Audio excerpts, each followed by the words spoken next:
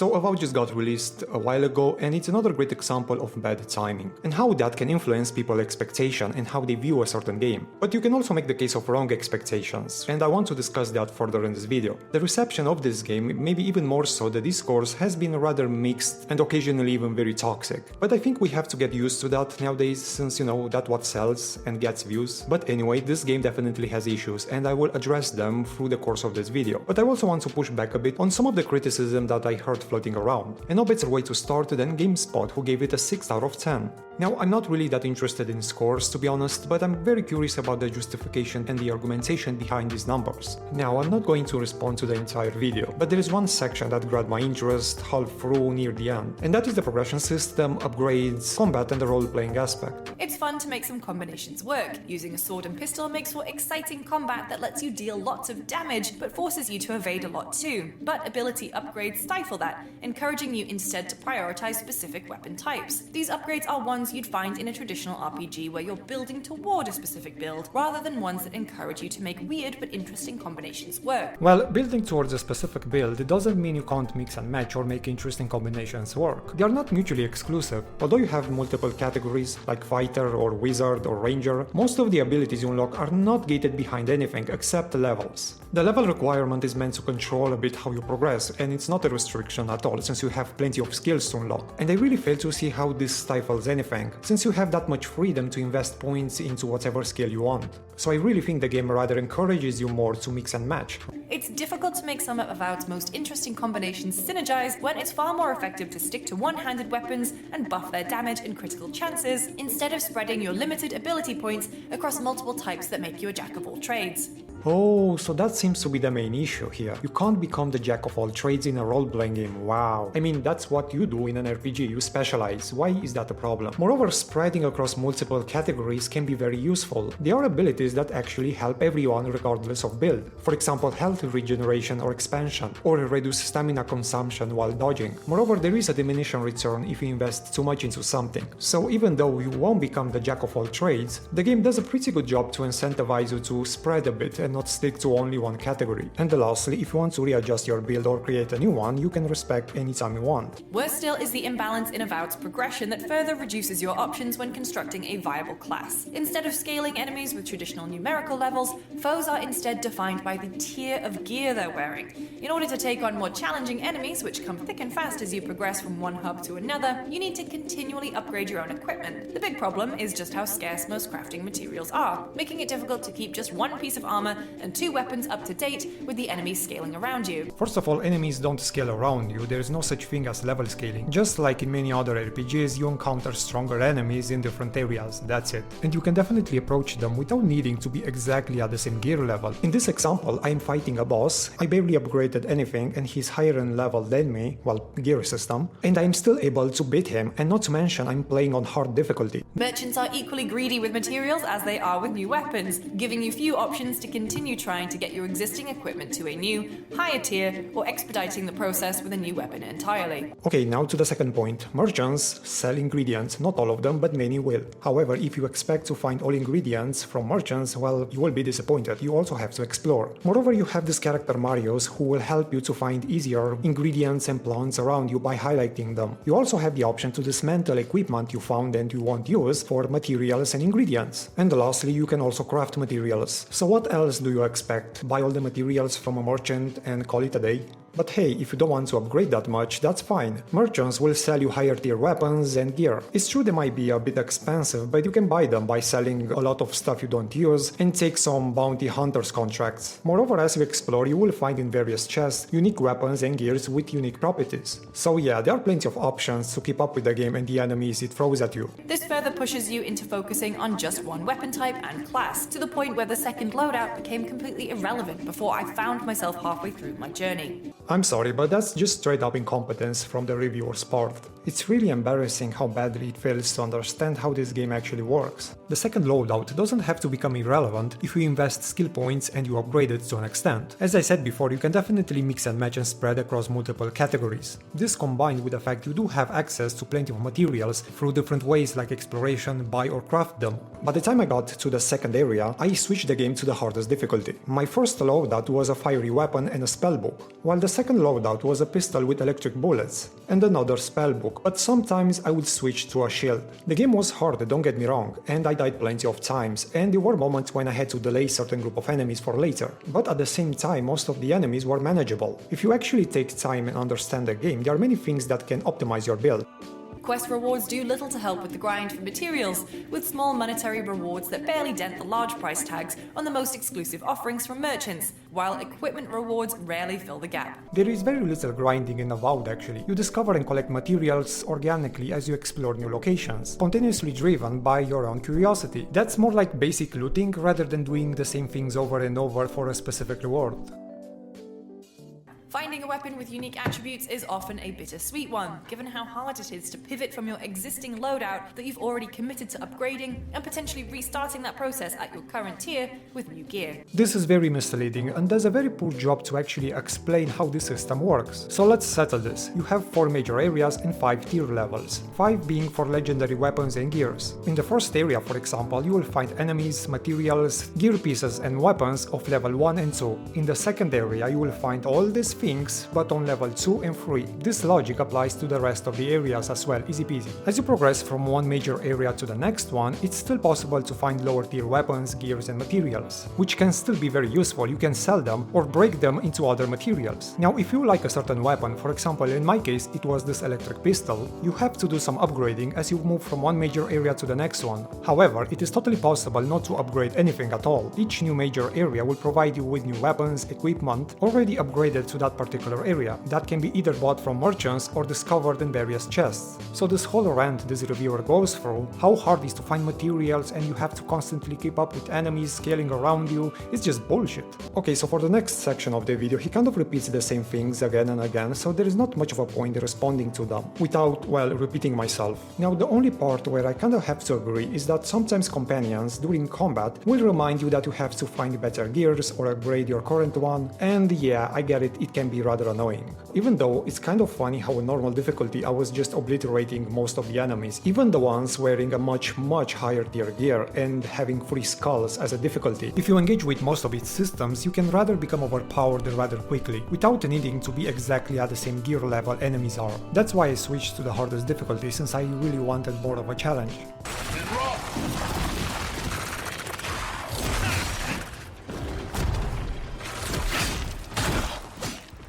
Okay, so the next video I want to respond to is SkillUp review. Now, if I'm being honest, I don't really follow his content that much, but I do remember a few years ago I made another video response for his Assassin's Creed Valhalla review, which was honestly one of the worst reviews I've seen. But anyway, I want to respond this time to the city aspect of Avowed. 2 out of 3 of these are great. The bad news is that one of them is very bad, so let's do the bad one first. Cities in Avowed are terrible. Much like Veilguard, cities or settlements look like movie sets, permanently suspended in the moment before the director yells action. So I half agree with some of the things he said here. Yes, cities are not particularly very well developed, whether or not this wasn't much of a priority for them, or maybe they simply ran out of time. When you compare them with other cities from Bethesda Games or Warhorse Studio, which got released in the same window of Avowed, things don't look that good. But at the same time, they are not as bad as some people make it out to be. First is the visual design, which looks great. I love the fact each city has its own identity and unique style. Nothing moves, nothing seems to be happening. Everyone is just standing around. And I guess there must be some technical reason for this, because when NPCs do move, there's this weird stuttering effect that kicks in as their character models track across space. So yeah, when NPCs move around, their legs kind of glitch out for some reason, but the idea that nothing moves and nothing happens is just nonsense. That's simply not true. Pretty much just like in Skyrim, a game many people love to make comparisons with, right when you enter one of the main cities you will find people protesting. So what exactly is that if nothing happens? As you move around the city, you will catch plenty of conversations from people talking to each other, and there is actually a decent amount of instances where you can become part of these conversations. But yeah, the towns really do feel like they're in alpha form, like the geometry is all there, but Obsidian forgot to add in the people. So I would agree that cities need more NPCs just doing things around. There are definitely certain areas that appear a bit ghostly. Feel like they're in alpha form, like the geometry is all there, but Obsidian forgot to add in the people, and when they did add them, they definitely did not give them any reason to be there. There's no reason to be there? What? Okay, so that's just straight up bullshit and goes back to what I previously said. As you explore these cities, you will catch plenty of conversations and hear people talking about current events and things important to the story and to the world you're exploring. Moreover, there is a significant amount of NPCs you can actually talk to. Connected to this, there are no social game systems. Now, when I'm out in the wild and I see some dried fish there for the taking, I'm gonna steal it because who's gonna stop me, right? But when I'm in the city and I steal someone's food from their kitchen while they're in that kitchen watching me do it, I expect there to be some consequences. In Avowed, though, not so much. In Avowed, there is no concept of theft. No one minds you lockpicking their chest of valuables right in front of them. There are no guards who will chastise you for doing something wrong because there's nothing that you can do that's wrong. There's no way to attack NPCs. Yes, that is true. There is no concept of theft or killing NPCs. But this is not really the first game that does that. In Witcher 3 or Horizon games or Dragon's Dogma, although in those games you can actually kill NPCs, but yeah, stealing is not really a crime. You can actually pick anything that is available, right under the people's noses. And look, I really don't think this is such a big issue on a grand scheme of things. If developers don't want to include stealing or killing random NPCs, that's fine. But the problem in these games is how those things are communicated to the player from the developer side. First, don't let me draw my weapon and swing my sword in front of other people's faces, because can be indeed very strange how they don't react to anything. So in order to prevent this disconnection, it's better to not let the player perform these actions in the first place. The same thing applies to stealing other people's food. Simply don't add stuff to pick up where other people live. It's that simple. And yeah, Avowed, just like some of the other games I mentioned here, is very guilty of that. I remember one time, and I don't have footage of this, so I apologize, but I was walking through town and I saw two people standing over a corpse. One of them was kneeling over it and the other one was just looking on very concerned. I approached it and it was clear that the person lying down had been murdered and these two people were investigating. On the ground next to the corpse was a dagger, and so I just picked it up. And the guy kneeling down says, "Hey, this is a murder scene." And that's all he does. He doesn't try and arrest me. He doesn't even stand up. He just stays in that same kneeling position, not saying anything while I walk off with this murder weapon. Okay, so that's either a lie by omission or he simply did not pay that much attention, which is not really that surprising for these types of professional reviewers. So here is the full scene he was talking about. You, what are you doing? This is a crime scene. That's evidence. That's the Imperial envoy. Stay out of his way. Oh, right. My mistake. So yeah, the video speaks for itself why you don't get arrested in the first place. When Avowed was revealed, it was a really interesting pitch because it was basically Obsidian taking a swing at the Elder Scrolls formula. But a crucial part of a Bethesda game is the reactivity of their worlds, the physics of objects, the social systems that govern how the world responds to your actions. I understand that creating that sort of sandbox is really tough, absolutely. There is no denying that maybe the original vision and the pitch was something like Skyrim, but at the end, through the course of a game development cycle, a lot of things can change, and Obsidian indeed decided to change a lot of things. And one of these things is not being like Skyrim that much. Even the whole E3 presentation, which showed a clear shift in the art direction, definitely to fit more with Pillars of Eternity world setting. And as I said, there are other interviews and press communications that have shown Obsidian trying to distance themselves from the whole Skyrim comparisons. But yeah, I guess this did not matter that much, since media and many YouTubers and influencers, I think, failed to adjust their expectations and decided to go with this narrative of Skyrim killer or Skyrim-like and other buzzwords people love to throw around.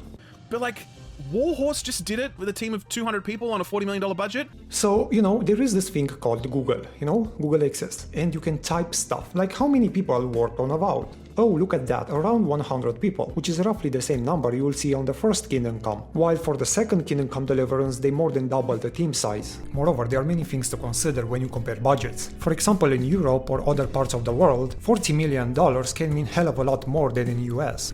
Regardless of what Obsidian were or were not shooting for here, the lack of responsiveness of the world in a first-person RPG experience like this really stings, and it massively undermines how immersive an experience like this can be. It doesn't have to undermine anything, since most of the time spent in the game will be exploring and not inside cities. If the game had allowed the player to kill random NPCs or steal, honestly, I don't think it would have made such a big difference in the first place, since that's not really the core focus of the game. But ultimately, it's all up to you to decide how much you let that affect your own personal experience.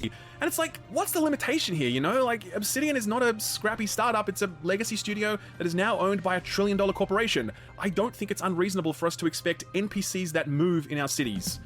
So does this guy believe if a medium-sized studio gets acquired, such as Obsidian is in this case, by a larger publisher such as Microsoft, they immediately get shot into the stratosphere of AAA studios and they expand to 1,000 people or something? Because surely large publishers don't have a reputation of cutting down people or even closing entire studios. Obsidian has never been such a large studio in the first place. Actually, their total size is around 200 people more or less. And you would expect for SkillUp to know that at least. You know, for a guy whose entire career seems to be around gaming. But I guess real journalism doesn't really exist anymore, at least not on YouTube. Now I sort of understand that jumping from Kingdom Come 2 to this game, the cities are nowhere as developed as they are in that game. Warhorse Studio has focused quite a lot on that. More vibrant and populated cities and towns and villages, with NPCs having their own life and routine and a deeper interaction with the player. But at the same time, Kingdom Come 2 lacks in the very same things Avowed managed to succeed, and that is open world exploration. Honestly, it was quite a breath of fresh air to jump from a game where most of the things I discovered were shrines and graves and fighting the same bandits and bandit camps alongside the road, to an open world that has more variety and dungeons and caves and way more things to discover and explore. Look, I don't want to excuse some of the mistakes Obsidian has made with this game and the things they could have done better, but it's also important to put things into perspective when making these types of comparisons. And speaking of that, let's jump to the next section. I'm pretty sure most of you maybe have seen those types of videos, you know, attention to detail Skyrim versus Avowed, where they usually compare like physics